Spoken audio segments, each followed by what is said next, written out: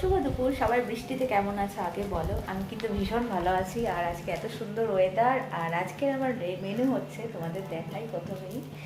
আচ্ছা, এই দেখো, এই যে এটা হচ্ছে খিচুড়ি।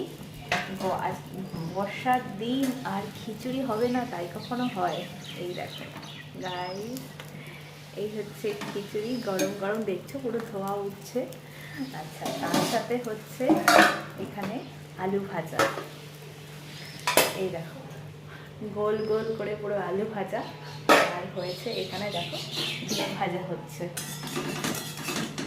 গরম গরম খিচুড়ি আর তার সাথে গোল গোল আলু ভাজা আর ডিম। এখানে একটা ডিম হচ্ছে, এইখানে আরেকটা হয়ে গেছে, আর এইখানে আরেকটা হবে।